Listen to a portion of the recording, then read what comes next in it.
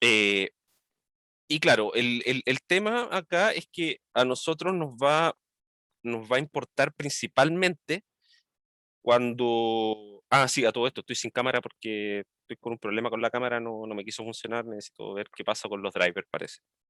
Ya. Em, a nosotros, dentro de todo, si bien las máquinas de Turing pueden tener cierta potencia y poder resolver problemas teniendo este concepto de memoria infinita, ¿sí? Si bien el concepto de memoria infinita en la práctica no es posible, ¿sí? Quizá nosotros podemos hablar de una cantidad de memoria muy grande, pero memoria infinita es imposible, ¿sí? De todas formas, lo que sí podemos hacer, digamos, ok, supongamos que tenemos una cantidad infinita de memoria, al menos vamos a considerar aquellos problemas que una máquina de Turing con memoria infinita puede resolver en un tiempo corto, ¿sí? Eso es lo que nos va a interesar al menos, ¿sí? Entonces, en ese sentido, vamos a tener la siguiente definición. Sea A un alfabeto,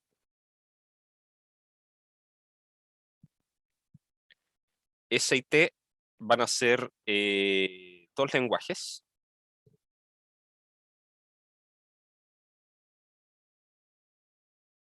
sobre el mismo alfabeto A, y vamos a tomar F, una función que va desde el lenguaje S al lenguaje T. Es decir, toma una palabra de S y la convierte en una palabra del lenguaje T, ¿sí? Eh, mediante alguna regla, ¿sí? Por ejemplo, la clase anterior yo había mencionado esta maquinita que tomaba una secuencia de ceros y unos e intercambiaba los ceros por unos y los unos por cero, ¿sí? En ese sentido, lo que yo construí ahí era una función que mediante una cierta regla, que era reemplazar ceros por unos y unos por cero, me convertí una palabra del lenguaje de todas las palabras formadas por ceros y unos, ¿sí? Y llegaba al mismo lenguaje, ¿sí? A todas las palabras que estaban construidas por ceros y unos, ¿sí? Entonces aquí la misma, en el fondo, ese sería un ejemplo de una función de ese estilo, ¿sí? Entonces, vamos a tomar f una función.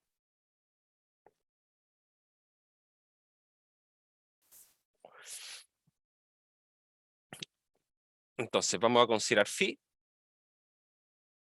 una máquina de Turing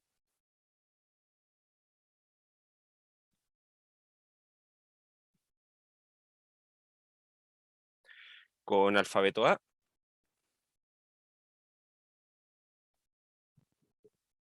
tal que el tiempo de ejecución de phi perdón, de phi al ponerle la entrada S, ¿sí? Donde S es una palabra, ¿sí? Vamos a decir, va a ser una palabra del lenguaje S, ¿sí? Eh, que esto sea menor a más infinito, ¿sí? O sea, esta cuestión se ejecuta en tiempo finito, eh, y tal que lo que queda en la cinta después de que termina sus operaciones, lo que queda en la memoria, cuando parto con esta palabra S, sea igual a f de s, ¿sí? Y esto para todo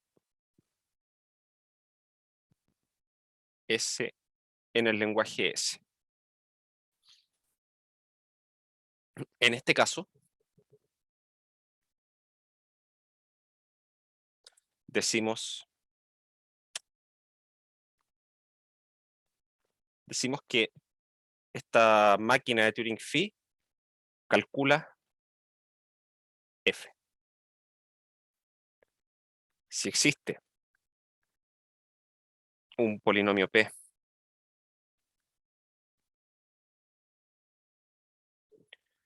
tal que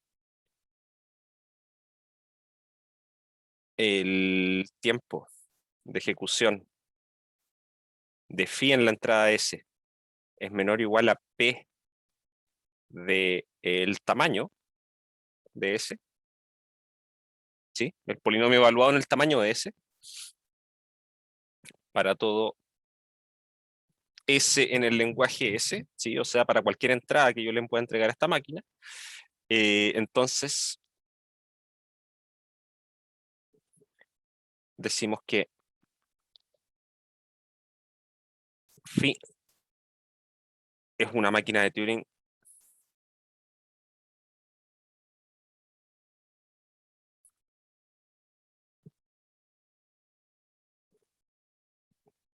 de tiempo polinomial.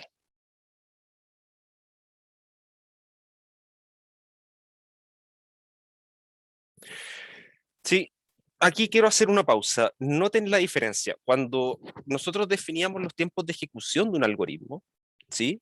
Cuando hablábamos de un algoritmo como esta secuencia de instrucciones que la veíamos como un pseudocódigo, eh, ese tiempo de ejecución era un poco, la definición era un poco vaga, ¿sí?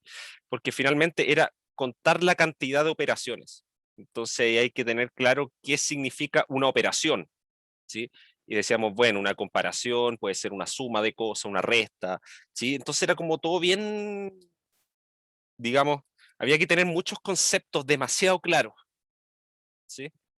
En cambio acá, en el caso de una máquina de Turing, cuando nosotros definimos lo que es el tiempo de ejecución de una máquina de Turing, era bastante más sencillo, ¿sí? Porque finalmente el tiempo de ejecución de una máquina de Turing quedaba definido por la cantidad de instrucciones que se ejecutan al momento del cálculo de phi, ¿sí? Que así lo habíamos definido, que en el fondo, eh, cuántos, digamos, cuántas lecturas realiza en la memoria, ¿sí? Porque por cada lectura después realiza una serie de instrucciones, que era en el fondo eventualmente reemplazar un símbolo, moverse y cambiar su estado, ¿sí? Pero cada lectura que hiciera de símbolos, ¿sí? Para después decidir qué es lo que hace, dependiendo del estado en el que esté y lo que lea, ¿sí? Pero cada una de esas lecturas va sumando en uno al tiempo de ejecución, ¿sí? O sea, como que todo este grupo digamos, de, eh, de procesos que se dan después, ¿sí? Esto que podría ser una eventual escritura, un movimiento del cabezal de lectura y un cambio de estado, eso se considera como una operación, ¿sí? Eso es una operación, ¿sí? Entonces, cada vez que inicio ese grupo de operaciones, cuento uno, ¿sí? Y la cantidad que haga de eso es mi tiempo de ejecución, eso está completamente más definido, ¿sí? Ahora, digamos, una operación es una ejecución de un set de estas instrucciones básicas de una máquina de Turing, ¿sí? Y eso no es nada más que eso. Uno lo podría ver como que en realidad cada una de las operaciones de una máquina de Turing es suma uno en el tiempo, ¿sí? Pero eso en el fondo lo único que hace es triplicar, en el peor de los casos, el tiempo de ejecución y multiplicar por 3, nosotros sabemos que en realidad eso da exactamente lo mismo, multiplicar por una constante no nos importa, ¿sí? Entonces, teniendo eso, ahora nosotros podemos hablar más claramente de lo que significa que una máquina de Turing sea de tiempo polinomial, ¿sí? Y es en esencia que, independiente de la entrada que yo le entregue en este lenguaje, ¿sí? Eh, esta cantidad de pasos que va a ejecutar la máquina tiene que ser menor o igual al polinomio que estoy trabajando, ¿sí? Al polinomio que yo quiero decir que es de orden polinomial para ese polinomio, ¿sí? Evaluado en el tamaño de la palabra. ¿Sí? Aquí lo que uno esperaría, esto es más o menos lógico de cierta forma. ¿Sí? Los polinomios nosotros sabemos que si lo evaluamos en X y hacemos tender X a infinito, bueno, dependiendo de cómo esté orientado el polinomio, pero eso, digamos, en valor absoluto se va a infinito. ¿Sí? Acá los polinomios siempre van a estar hechos para que sin valor absoluto, de hecho, esto se vaya a infinito. ¿Sí? Digamos que su coeficiente más alto va a tener un signo positivo. ¿Sí? Y resulta que lo lógico es que, claro, si yo tengo una máquina de Turing y le entrego una entrada con 10 símbolos, ¿sí? Se va a demorar menos en ejecutar que si le entrego una entrada con 1 millón de símbolos. ¿Sí? Eh, y claro, ese tiempo de ejecución va a ir variando dependiendo de esa entrada, pero lo que nosotros queremos es que dependa de forma acotada por un polinomio de esa cantidad, ¿sí? Por una evaluación polinomial de esa cantidad. Ahora, hay otro concepto acá que está asociado. Fíjense que lo que pedimos nosotros es que esta máquina de Turing eh, finalizara siempre, ¿sí? Que no se quedara en un loop infinito, eso quiere decir esta parte de acá, y que su salida siempre coincida con el valor de esta función, ¿sí?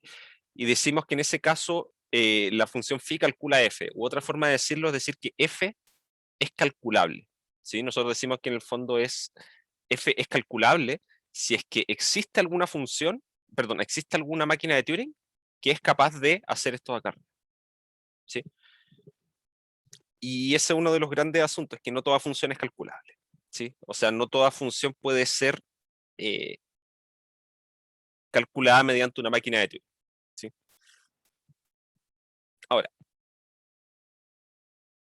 en el caso, esto es parte de la definición todavía, en el caso en que S es todas las palabras posibles en el alfabeto A y T es 0,1, ¿sí? O sea, aquí vamos a pedir que el resultado, a ver, que S acá yo le pueda poner cualquier palabra formada por símbolos de A, ¿sí?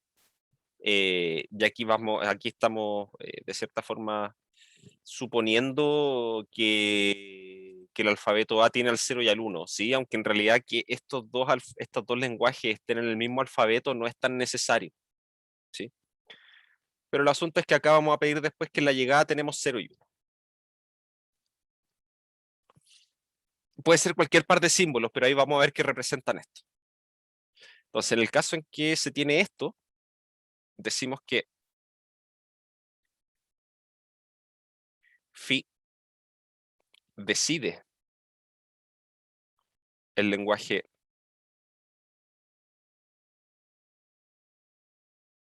L, que lo vamos a definir como aquellas palabras de S, tales que f de S igual a 1. ¿Sí? Tenemos todavía la función f arriba, ¿sí?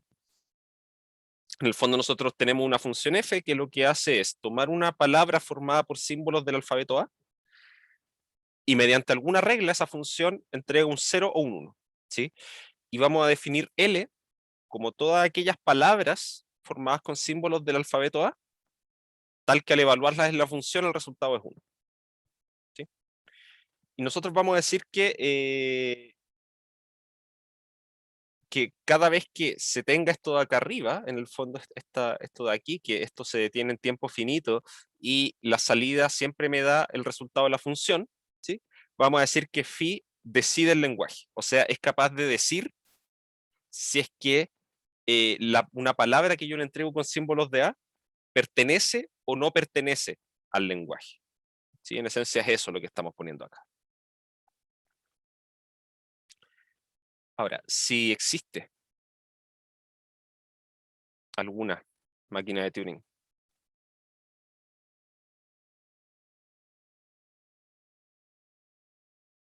de tiempo polinomial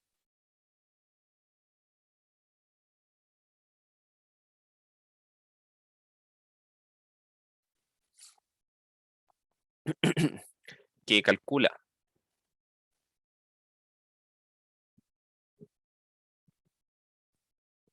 una función f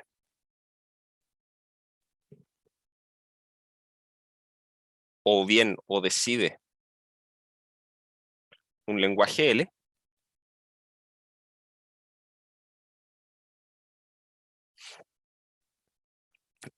decimos que f es calculable en tiempo polinomial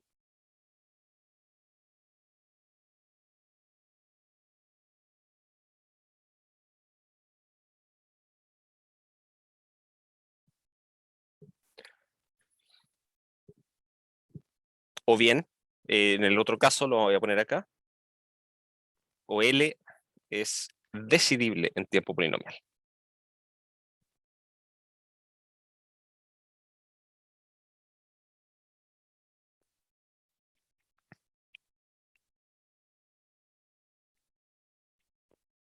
¿Sí?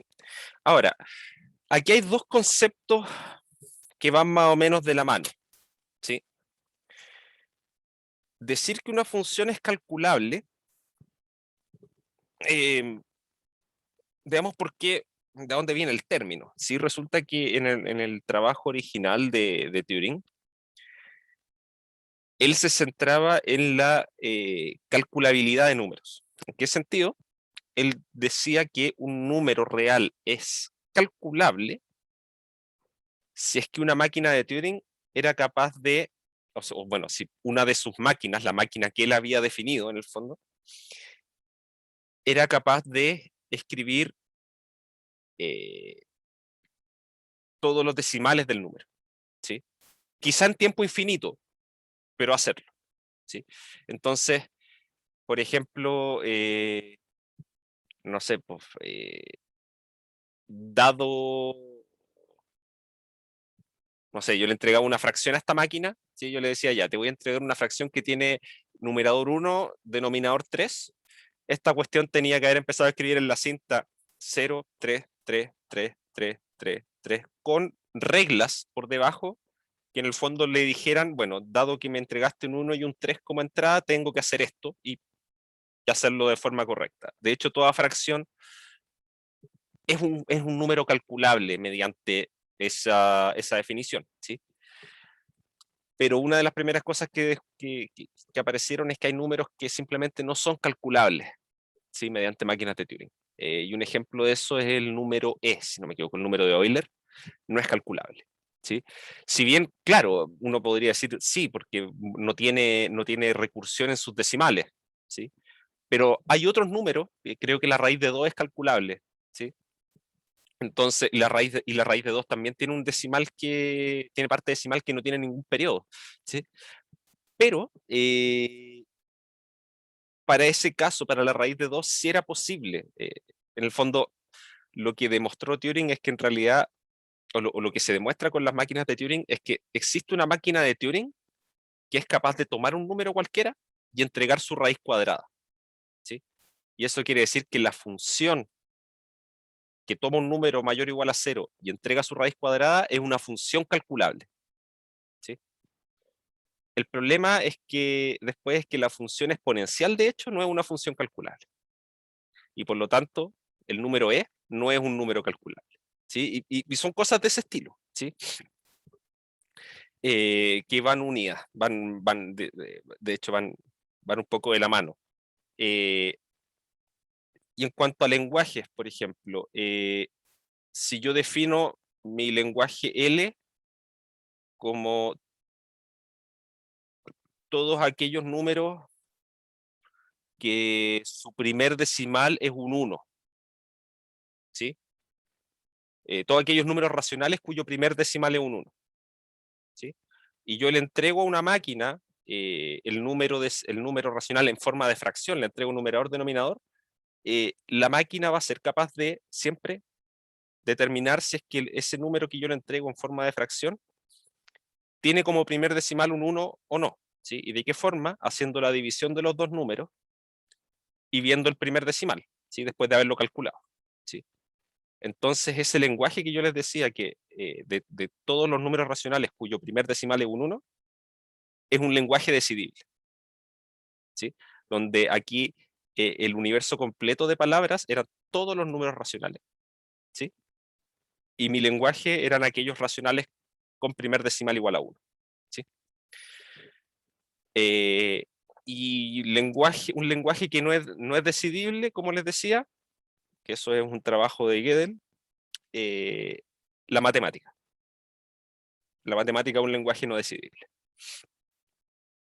Eh, lo que en principio podría parecer un poquito triste, pero de hecho es bastante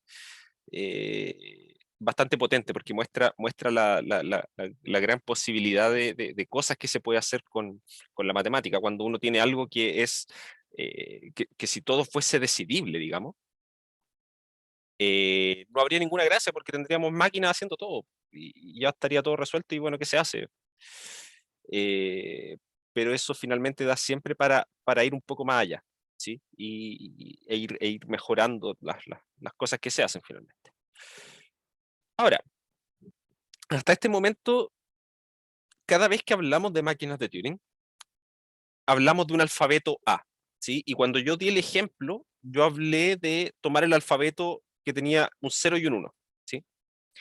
Bueno, resulta que convertir, o digamos, uno siempre puede convertir un lenguaje que tenga un alfabeto, perdón, que tenga una cierta cantidad de símbolos en binario, ¿sí? Y es codificando, ¿sí? O sea, por ejemplo, voy a ponerlo acá, observación. En la práctica,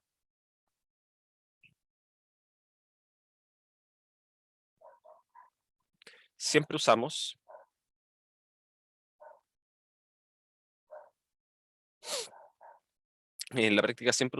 el alfabeto 01, pero es posible diseñar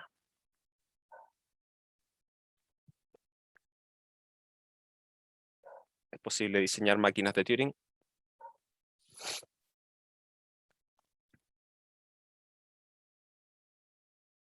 usando otros lenguajes, otros alfabetos, perdón,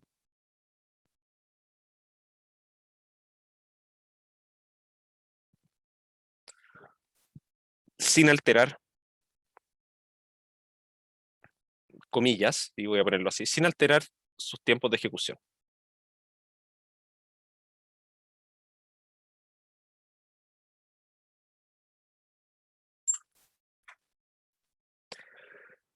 A ver, ¿a qué me refiero con esto? Por ejemplo, si yo tengo una máquina que trabaja con los dígitos del 0 al 3, ¿sí? Por algún motivo me conviene más trabajar con números del 1 al 3, ¿sí? Eh, entonces, esta máquina va a trabajar con estos 4 símbolos y va a realizar ciertas operaciones cada vez que venga una operación de lectura, va a tener que ver si es que estoy leyendo un 0, un 1, un 2, un 3 o un símbolo vacío, ¿sí? Y después de eso va a tener que escribir un 0, un 1, un 2 o un 3, ¿sí? Y moverse hacia otra posición, ¿sí? Eh, ahora, ¿qué pasaría? Yo resulta que esto de acá lo puedo codificar en binario como 00, 01, 10, 11, ¿sí? Entonces, resulta que ahora me estoy reduciendo a un alfabeto que tiene solamente 2 símbolos, el 0 y el 1, ¿sí? Pero cada uno de estos números de acá los puedo escribir usando solamente esos dos, ¿sí? Y lo único que yo tendría que hacer ahora es modificar un poco mi máquina para que cada vez que haga una lectura, en vez de leer un solo símbolo, en el fondo lea el primero y después diga ya, voy a acordarme que estoy leyendo un 0 y después voy a leer el de al lado. Y ahora que leí el de al lado es como, ah, ok, leí el 00. ¿Qué hacía la máquina cuando leía 0 acá? Hacía tal cosa, bueno, escribía un 3 en la posición, por decirlo, ¿sí? Y después digo, bueno, pero ¿qué es un 3? Es un 1, 1. Entonces reemplazo los dos ceros que habían por unos, ¿sí? Y después sigo la ejecución, ¿sí? Y eso de esa especie de traducción que se hace ahí entre medio, se hace en tiempo lineal, ¿sí? Así que eso nos genera mayores problemas, ¿sí? En el fondo como que duplica el número de operaciones simplemente, ¿sí? Porque en vez de hacer cada símbolo que leo acá, ¿sí? Eh, perdón, si cada símbolo que leo acá tengo que hacer 2 lecturas, ¿sí? Para hacerlo corresponder con alguno de los de acá, ¿sí? Y en general, si es que esto de acá tuviera n números, al pasar acá voy a tener que hacer log de n lecturas, ¿sí? Así que, bueno, a ver, en el peor de los casos estoy tomando un algoritmo polinomial y estoy multiplicándolo por log n. Eso no nos complica mucho, ¿sí? No nos alcanza a aumentar en uno más la potencia, ¿sí? Pero si era un algoritmo, digamos, de orden n cuadrado, ahora va a ser de orden log n por n cuadrado y eso es menos que n cubo. Así que sigue siendo un algoritmo polinomial. ¿Sí? ¿Se entiende? Así que por eso, finalmente, uno trabaja siempre con el alfabeto binario por razones de simplificar un poco las cosas en papel, ¿sí? Pero al momento de programar el algoritmo, o digamos, al momento de construir la máquina de Turing, uno lo puede hacer con cualquier lenguaje. Si me sirve trabajar con todos los dígitos del 0 al 9, bacán. Desarrollo la máquina de Turing con los dígitos del 0 al 9, porque total sé que si yo conozco el tiempo de ejecución de ese, el tiempo de ejecución de eso mismo escrito en binario no va a empeorar, ¿sí? No va a empeorar en gran medida, ¿sí? Va a seguir, si la cuestión que tengo con 1 millón de símbolos es de orden polinomial, en binario también va a ser de orden polinomial. Entonces no hay ningún problema. Eh, eso, no sé si se entiende eso de ahí.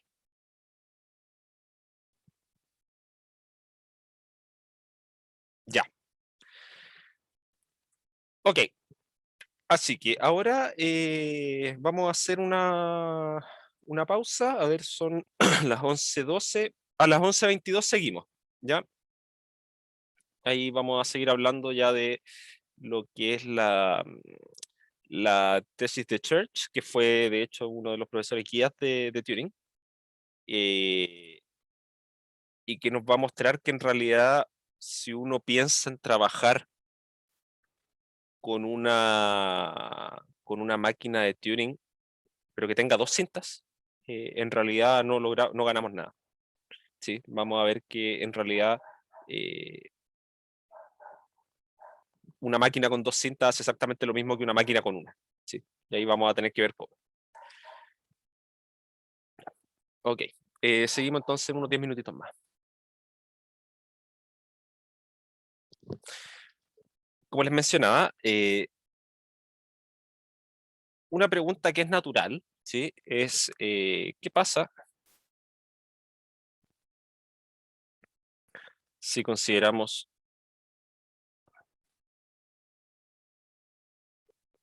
una máquina de Turing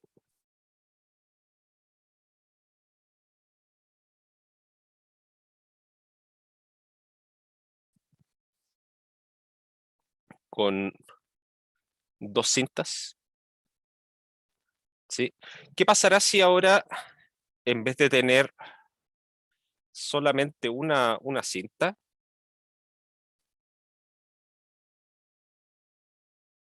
¿sí? Acá con un cabezal de lectura,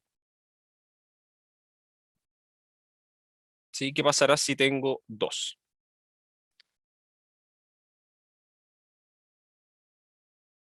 ¿Sí? Y acá con un cabezal de lectura que podemos considerar independiente, ¿sí? Eh, y que los dos cabezales son de lectura y escritura, ¿sí? Eh, Uno podría pensar que esto finalmente puede dar muchas más posibilidades, ¿sí? Porque tengo más espacio, en teoría, donde trabajar, ¿sí? Tengo estos dos cabezales que se mueven de forma independiente, así que puedo hacer el doble de lecturas al mismo tiempo, o cosas de ese estilo, ¿sí? Pero no. Resulta que en un modelo, en general, uno puede definir,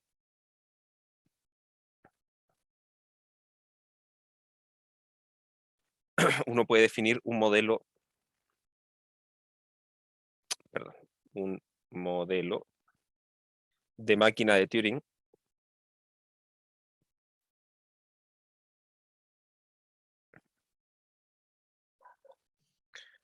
con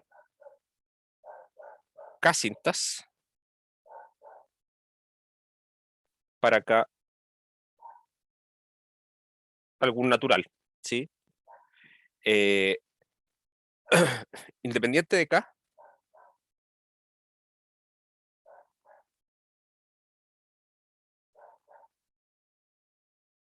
es claro, por una parte,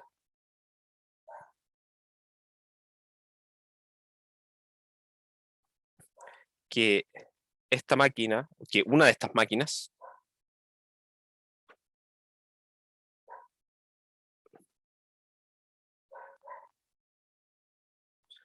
puede simular el funcionamiento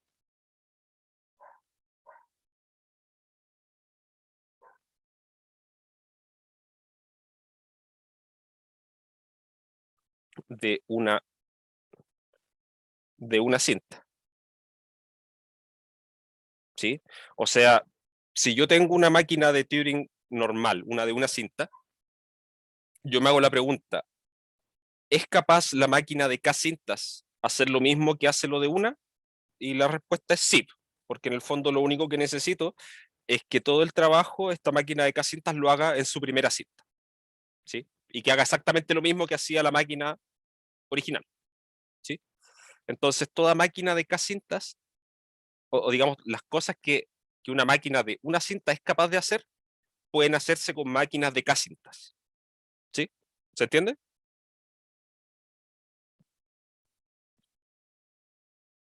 Ok. Eh, por otra parte, y esta es la parte más eh, importante de esto, ¿sí? Por otra parte, eh, cualquier máquina de K-cintas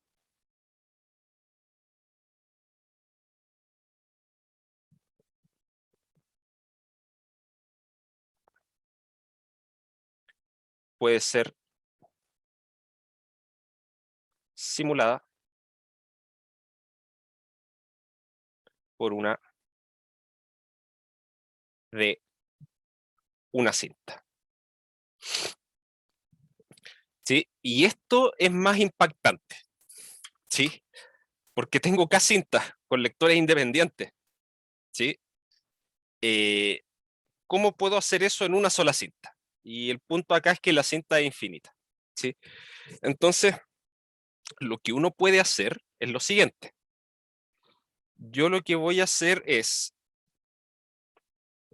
parto, yo parto en una máquina de K-cintas, parto con mis K-cintas en un cierto estado, con algo escrito, ¿sí? Bueno, que en realidad es, eso que está escrito es, de hecho, en la primera cinta está escrita mi entrada, ¿sí? La palabra con la que parto el proceso de la máquina de Turing, y en todas las otras cintas están todas vacías, ¿sí? Y todos los cabezales parten en la posición uno. Entonces, ¿qué vamos a hacer? En la máquina de una cinta, vamos a considerarla con un alfabeto especial, ¿sí? Nuestro alfabeto va a ser eh, 0, 1 y un símbolo gato, ¿sí? Entonces, lo que vamos a hacer en nuestra cinta de la máquina de Turing con la que vamos a trabajar, la de una cinta, vamos a poner la palabra de entrada, la ponemos donde corresponde, ¿sí? Desde la primera posición en adelante hasta que termine, ¿sí? Y le vamos a poner un símbolo de gato al comienzo y uno al final, ¿sí? Después de eso, voy a poner un espacio, un espacio vacío y otro símbolo gato. Y ese espacio vacío que está entre medio va a representar la segunda cinta, ¿sí? Después dejo otro espacio vacío y otro símbolo gato, ¿sí? Y ese espacio vacío que hay entre medio va a ser representar ahora la tercera cinta y así. Entonces lo que vamos a hacer ahora es ver qué es lo que hace la máquina de K-cintas, que en el fondo va a leer en alguna parte y va a hacer escrituras y lecturas en el resto de las cintas, ¿sí?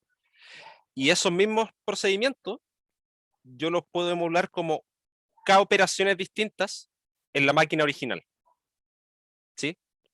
Porque claro, en la máquina de K-cintas es una sola operación, ¿sí? Pero yo lo puedo simular como K operaciones distintas en la máquina de una cinta, ¿sí?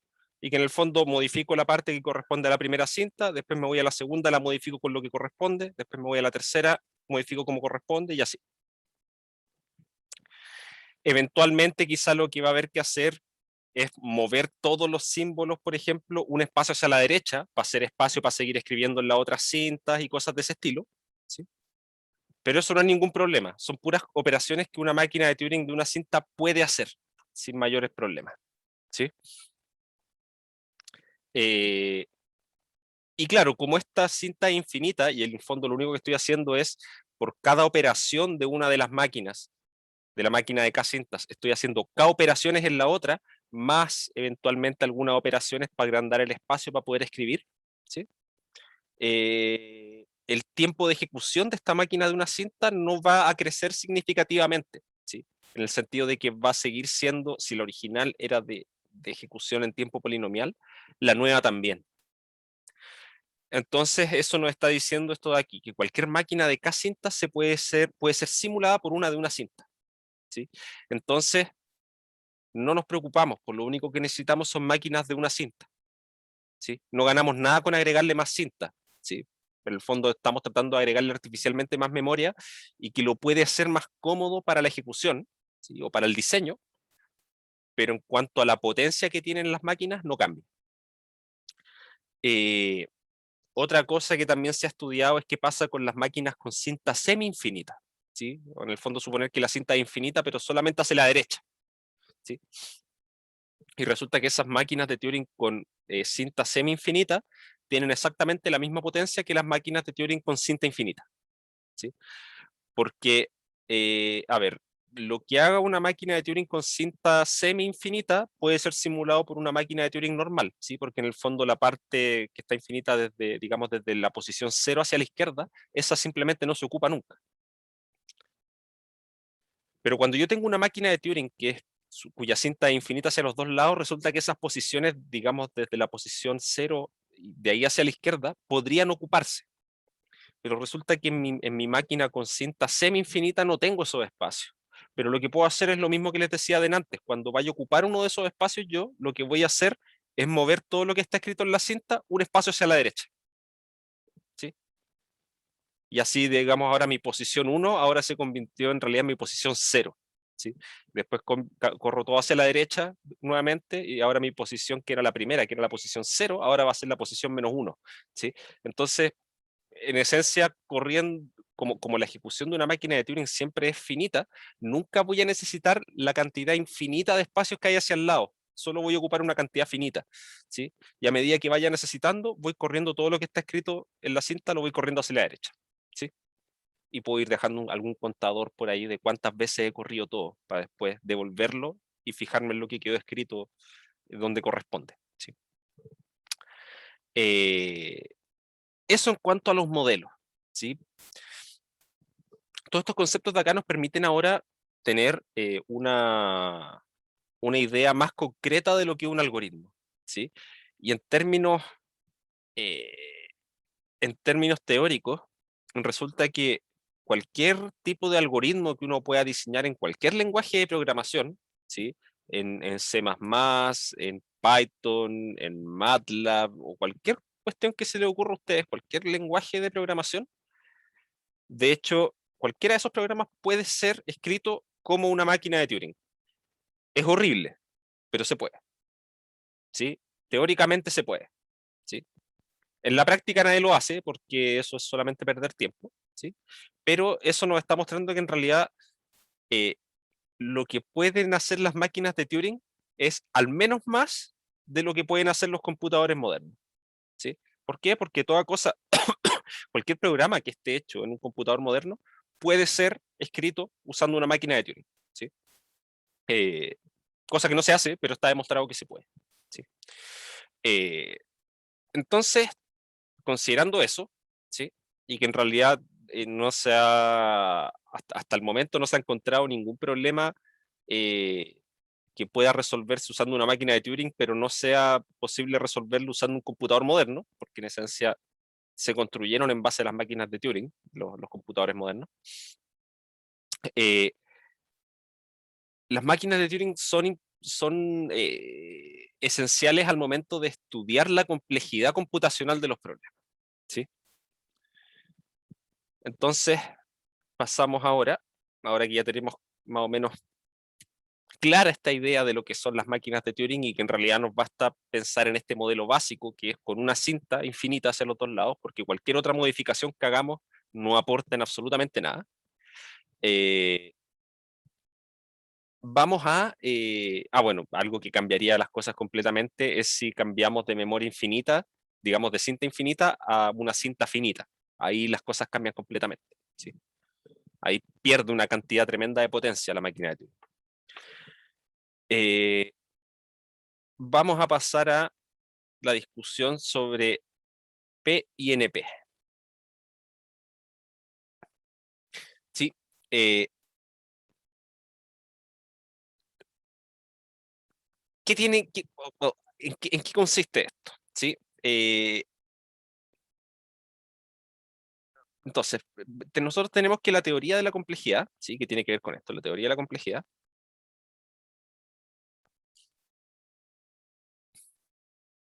La complejidad computacional, ¿sí? Entendido como la complejidad del cálculo, ¿sí? Se basa en lo que entendemos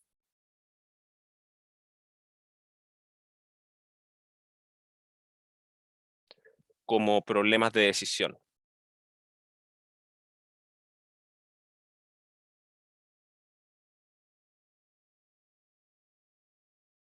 Es decir,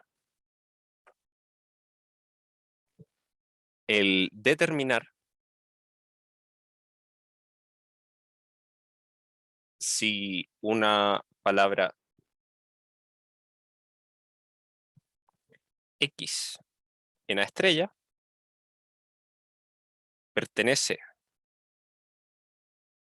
o no a un lenguaje preestablecido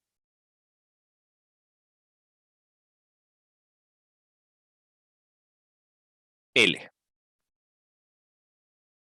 ¿Sí? En el fondo, esto es un problema de decisión. En el fondo es tener alguna condición, ¿sí? Y determinar si es que alguna, o una condición o un set de condiciones, un conjunto de condiciones, ¿sí? Y determinar si algún cierto objeto cumple o no esas condiciones, ¿sí? Y eso es un problema de decisión. En términos de máquinas de Turing, ¿sí? Que lo vamos a estar analizando así, esto es bastante más simple, ¿sí? Es dada una secuencia de ceros y unos, nuestro problema de decisión va a ser determinar si es que esa secuencia de ceros y unos pertenece o no a un lenguaje L, que es un subconjunto de todas las secuencias posibles de ceros y unos, ¿sí? Mediante alguna regla.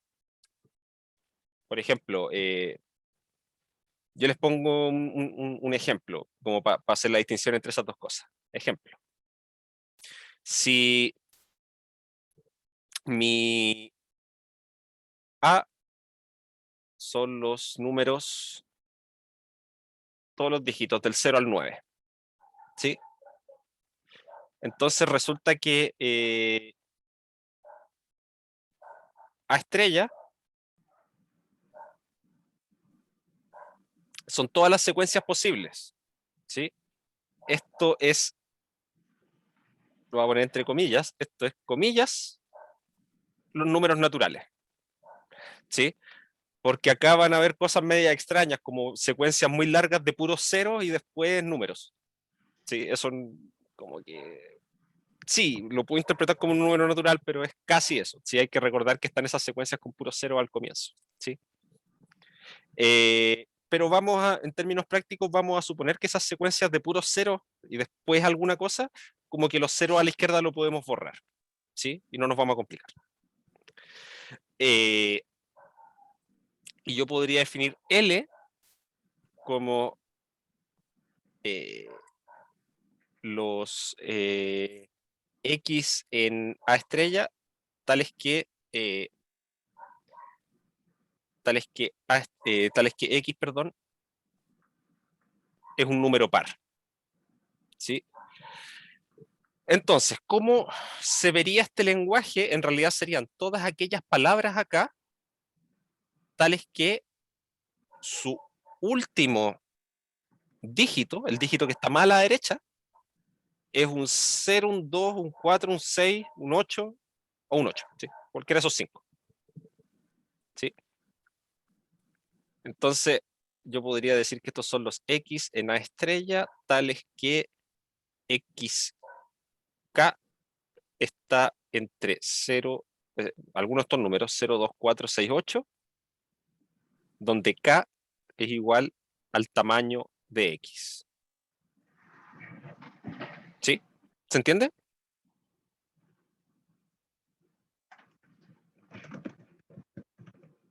Sí, profe. Sí. Entonces mi idea acá es que, claro, ¿cuál va a ser mi problema de decisión? Determinar si un número natural es par o no. ¿sí? Y la condición que tendría que chequear es esta. Ahora, ¿qué pasa si esto mismo yo lo traduzco a binario? ¿Sí? Trabajando solamente con ceros y unos, lo que tendría es que A sería 0, 1, A estrella sería nuevamente, comillas, igual a los naturales, pero en binario, ¿sí? ¿Sí? Todas las secuencias posibles de 0 y 1. Y mi lenguaje L, que nuevamente van a ser igual lo que correspondía a los números pares en los naturales, esto es bastante más simple porque son todas las palabras acá tales que xk es 0, donde k es igual al tamaño de x. ¿Sí? Aquí lo único que me importa para saber si un número es par, lo único que voy a necesitar es que su último carácter sea un 0. Eso me asegura que el número en binario es par. ¿Sí? Entonces, si se fijan, ninguna de estas dos tiene una mayor dificultad que el otro. ¿Sí? Acá al final tengo que igual llegar a la última posición y ver si es un 0 o no. ¿Sí? Y quizá me voy a demorar más en llegar a la última posición porque el número escrito en binario va a ser más largo. ¿Sí?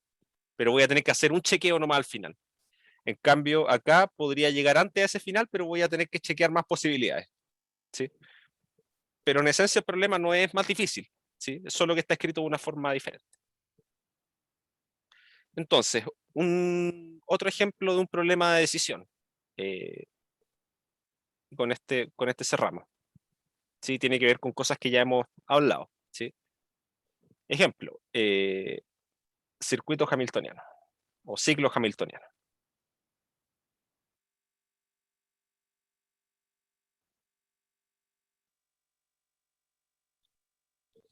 ¿Sí? Entonces, la entrada de esto va a ser un grafo G no dirigido. Y la pregunta es, ¿tiene G algún ciclo hamiltoniano?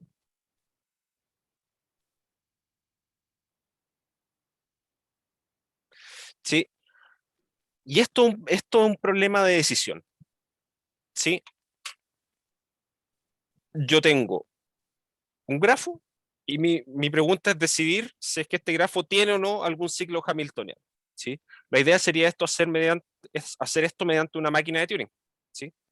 Que la entrada que reciba esta máquina de Turing sea un grafo G que no sea dirigido, ¿sí? Codificado de alguna manera. ¿Sí? Y la pega de esta máquina es tomar ese grafo, analizarlo de alguna forma, ¿sí? Y, y finalmente devolver un 0 o un 1. ¿Sí? 0 significando que no tiene ciclo hamiltoniano y un 1 si es que sí lo tiene. ¿Sí? Esa, ese es un punto importante, porque acá técnicamente a esa máquina de Turing nosotros no le podemos ingresar cualquier secuencia de ceros y unos. ¿Sí? Solamente aquella secuencia de ceros y unos que nosotros entendamos como una codificación válida del grafo, ¿sí? Dependiendo de cómo elijamos nosotros codificarlo. ¿Sí? Eh, Podemos agregar, si es que se nos simplifica, por ejemplo, hacer el lenguaje un poco distinto, no hacerlo con solo ceros y unos, sino que agregar algún símbolo que me permita hacer una distinción, no sé, por ejemplo, a mí me gustaría ingresar primero un conjunto de vértices y después un conjunto de aristas. ¿Sí? Entonces, lo que voy a hacer es yo ponerle símbolos a estos vértices y aristas, digamos, su numeración en binario, ¿sí? Pero cada vez que anoto un número en binario lo separo con una coma, ¿sí? Y la coma va a ser parte de mi lenguaje, ¿sí? Ahora, me gustaría eso cerrarlo con corchetes, ¿sí? Y escribirlo como conjunto, así tal cual es la cinta. ¿Sí? Así que agrego esa par de símbolos también. Y después escribo otro par de corchetes adentro con una numeración para las aristas, ¿sí? O digamos, marcando pares, los pares de vértices que une, ¿sí? Ocupando más símbolos nuevos, ¿sí? Y eso lo puedo hacer, si es que me permite, digamos, trabajarlo más simple. ¿sí? Pero el asunto acá es que la codificación tiene que ser válida, ¿sí? Y esta es la forma de los problemas de decisión, ¿sí? Entonces, de ahora en adelante vamos a estar hablando un poco de estos problemas de decisión y cuando nosotros decimos que un problema está en P y cuando está en NP, ¿sí? Y eso nos va a permitir hablar de lo que se conocen en ese caso, son las clases de complejidad computacional. Eso, no sé si hay alguna duda. Yo por lo menos no, profe. Ya, ya, bacán. Ya, entonces nos vemos la próxima clase que sería el día jueves, ¿sí? Les voy a subir al tiro este documento y si no me equivoco les debo un video del martes pasado, ¿sí? Así que voy a ver eso también, junto con el de ahora, ¿ya? Eso, nos vemos el jueves, que estén bien. Chao, chao. Chao, profe.